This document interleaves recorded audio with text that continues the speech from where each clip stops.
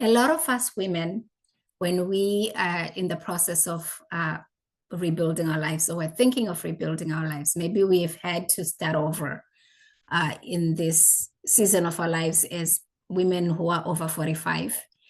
And we find ourselves trying to fix everything, things that we have worked and built over 30 years, and that maybe things have gone wrong and we are in this place of starting over and we are overwhelmed. And mainly I think it's because we're trying to do everything at once, and there's no way we can rebuild a life doing it that way. So hi, my name is Janet, and welcome to the Second Act Collective. Today we're talking about how do you actually rebuild this life in your second act. Whether you've been through, you've lost your job, you've transitioned into something else, one business to the other, or maybe you have stopped the business, or maybe you're coming through a transition in your relationships. How do you go about rebuilding the life that you want to rebuild in this second chapter that you're in? And I believe there's an order to it, right? And we are going to cover that. But let's talk about why things feel hard a lot of times. Is because a lot of times we are overwhelmed, we are overloaded with things. We are trying to build a life, this new life that we're going after. We're trying to build it on top of a life that is already full. And this is important that we kind of pay attention to this, because we're trying to build on a foundation that might not be a good foundation. And we're trying to fix the things that we see. A lot of times we're fixing, what's visible, but not really the root cause of the problem. What is actually behind that problem that we're trying to fix? So if the foundation is not stable, it's very hard for you to actually build something that is going to be sustainable. Actually, it's impossible, really, because even in a home, we cannot build on a cracky foundation. So it'll destroy the house eventually. And we are in a place now in this second chapter where we are not trying to build things on faulty foundation, cracked foundation. We really want to build on a true, strong foundation. So I'll give you an example. If you're trying to start a business or fix your business and you don't have time, you don't have the mental capacity, you don't have the energy, you have a lot of things going on, it's going to be hard. If you're trying to fix your health and you're always, exhausted, it's going to be very hard to fix that health problems. If you're trying to say, okay, I want to hear from God, what does God have for me? And there's so much noise in your life, you're not going to be able to hear God. So these are things that, they need to be fixed, but at the same, we cannot fix everything at the same time. So what we need is not necessarily a reinvention of, I want a new life, I want a new me. It's really about how does your life function, and how can we get it, your life, how can I get my life to a place where it's function in a proper way without making myself this new person? How can we build a foundation that's going to sustain us as we start this new chapter in our lives? So what is the order, right? And this is my opinion on what I think is an order that you can follow to rebuild your life. And you have to take this and look at it and then, use it whichever way you can use it in life. I am not the guru here. I am also rebuilding my life. I am in my second chapter, and I'm here just to give you what I think and what I think would be helpful. So the first step I would suggest is that we have to clear the mental load. And we have talked about the mental load in some of my videos, as in the things that we tend to carry as women. There's a lot of, decision fatigue going on. There's a lot of decisions to be made. There are a lot of things that we are taking care of, and we are holding all these things in us, responsibilities. We have tasks, things that have to be done with our kids, with our elderly parents. If you have parents that are older and need your care, with your relationships, your marriage, your friendships, all these things that we feel responsible for, that are giving us, they're making us feel this very heavy mental overload. And that is what I believe needs to be cleared for us, because we cannot have clarity when our minds are clustered with a lot of things that are going on. We're carrying a lot of burdens in our heads, in our hearts, in our emotions. And we just, we're going around and we just feel overwhelmed because everything feels heavy. So the first thing we want to do is to clear that mental load. And how do we go about it? First and foremost, I think writing things down that you're responsible is going to be one of the first steps. But I'm going to have another video after this that's going to really go into detail about how we clear our mental load and what that is and what that looks like. So today, I'm just giving you the order of how do we rebuild this life? What are the first steps? There are many steps. What are the first steps? So mental overload, clearing all that out. The next step will be really identifying what is draining you. And this is almost in alignment with the mental overload, because the mental overload will drain you. But there's also physical things that will drain you, right? The kind of work you're doing, the kind of relationships that you're exposed to and who you're interacting with, that can be draining. Their health can be draining. If you have health issues, can be draining. So what are the things that are draining you? What are the commitments that you've made that are draining you? Because all those things can be drained on your emotional or state, on your physical, on mental. There are a lot of things that are draining. So we want to really pause and cut the things that are draining. Again, we have a video on that. Because when we're rebuilding, we're going to need space. And you cannot rebuild if you have a lot of energy drains that are going on. The third step would be that you need to then fix your time management. How are we managing time? If you're feeling like you have no control over your day, which a lot of us do, especially when you have kids and they're young, you feel like your time is just going by, or things happen, with the kids, with family, and you are in a constant state of, putting out fires, and you feel like your day is gone, and you're like, what happened? Where did my time go? So you want to be able to control your time, how you manage your time, so that you can at least feel stable, right? Structure your days. How are we structuring our days? What does that look like? Not compared to what the gurus say out there in terms of, like how to manage your time, but how does that look like in your own life in the season that you're in? How do you structure your mornings, your midday, your evenings, your nighttime? How do you structure all that? Because we're not looking for a perfect routine. We're not looking for, something that it looks like somebody else's. We're looking for something. What does it look like for you? How does it align with you, so that your day and your life feels like there is some control, you are able to manage your time? The fourth thing would be the financial clarity, right? So why did we start with the mental load and all the other things that are going on in your head? Because it's very hard to look at finances when all those things are going on. So on the fourth step, we're now looking at really getting clear about your finances. What do you have? What don't you have? What do you need?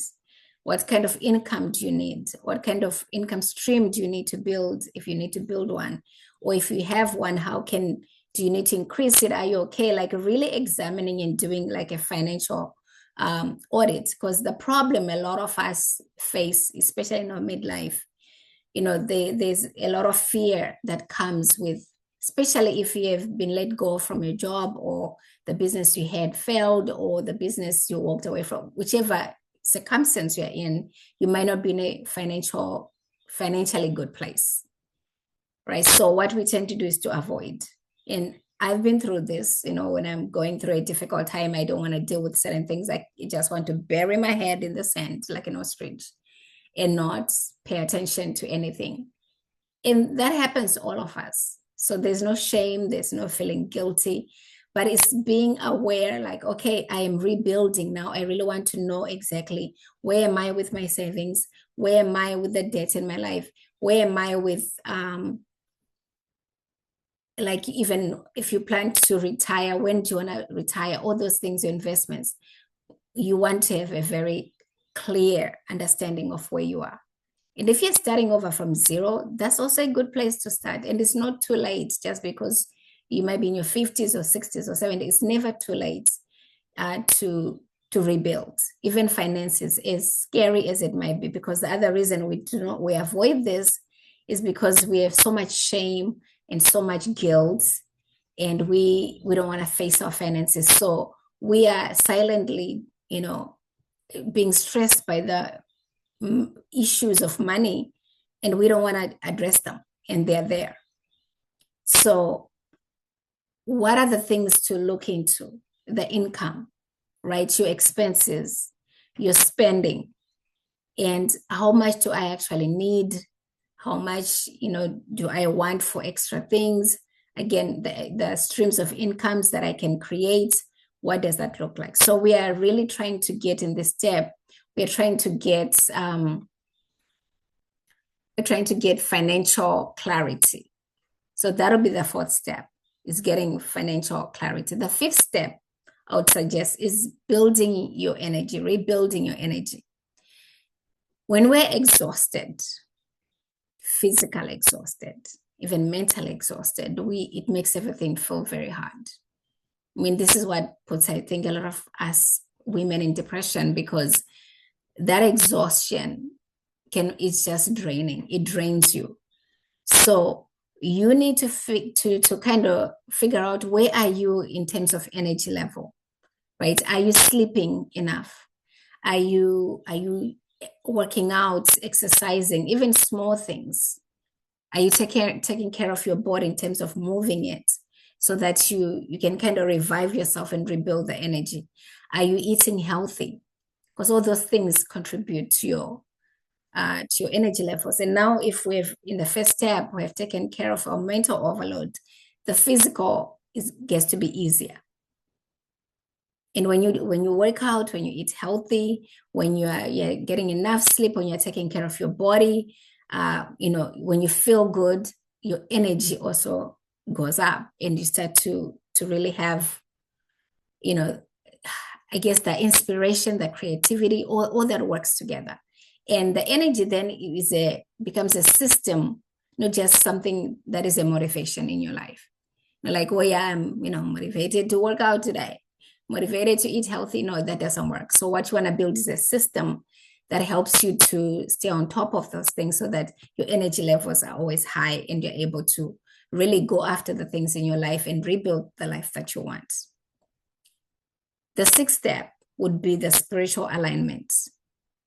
And you'd think that you probably need to start with this, which I'm not saying, put God aside while you're dealing with your mental this and this. No, while you're doing the other 5 steps. I'm saying the focus now, when we've kind of getting rid of the mental stuff, the energy, the time management, because if you don't even have time, if you're not setting aside time to spend time in prayer, to be praying, to be worshiping, to read your Bible, to go to church, if you don't have enough time, if you're not managing that time, it's very hard to then even have the time to do all that stuff that are spiritual.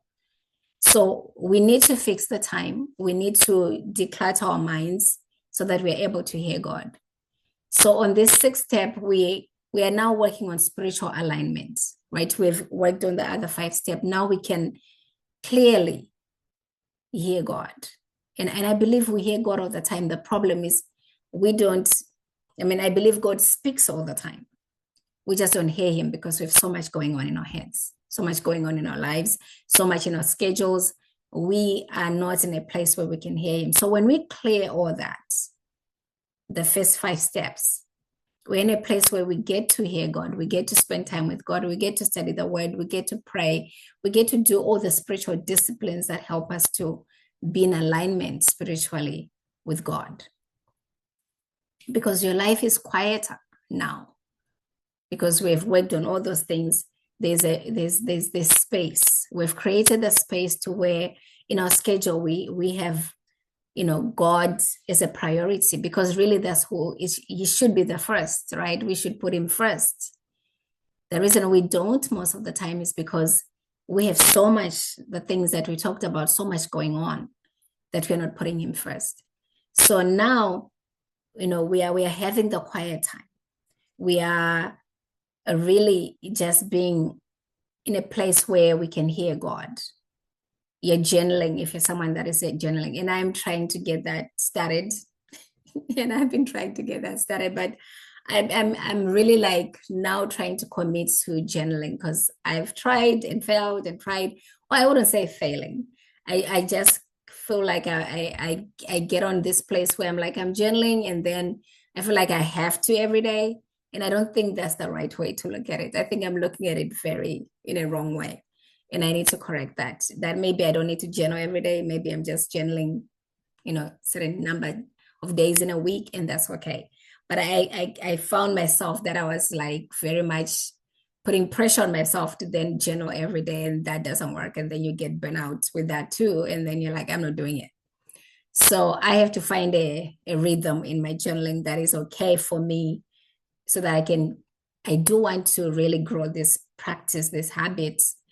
But I've failed a lot of times when I've started and stopped and started and stopped, because I feel like I'm not doing it the right way, which is something else that we tend to do at this stage of our lives. We tend to start and stop a lot of things. And when we are redesigning this life, we're trying to not do those things anymore. We're trying to really work on being consistent on stuff. So setting myself up with the right expectation, I think, is what I need. Is it 3 times a day, 3 times a week? Or is it once a week? Or what does it look like? Right? So that is, I would say, the order that I would suggest that we start in rebuilding. And we're going to talk more in detail regarding, in your businesses, your career and stuff that you're doing. But I think the first 6 that I've talked about are things that we need to get that cleared up. We need to get that clarity before we even start on, okay, so how am I going to spend my day? How am I going to make money? How all the stuff that we want to kind of rush into without really taking that time to do the work that is required, which is more of the internal work. So this week, as we are looking at your life today, this week, you don't go at it trying to fix everything, because you get stuck, because it is overwhelming. What you just need is to start at the right place. Start with the one thing, the first step, and work on that, and work your way down to the 6 and more other steps that will come. So in my next video, I'm gonna really go in depth with how we clear out our minds, how we get rid of the mental overload and even emotional overload, so that we can start rebuilding this life, this second chapter, the right way. So if you're new here, please subscribe if you haven't subscribed. And even if you've been watching these videos and haven't subscribed, please go ahead and subscribe. I would really appreciate that. And also join our community. The link is in the description below this video. Go ahead and join the community. Let us rebuild our lives together the right way. And that's all I have to say for today. I'll talk to you soon. Bye.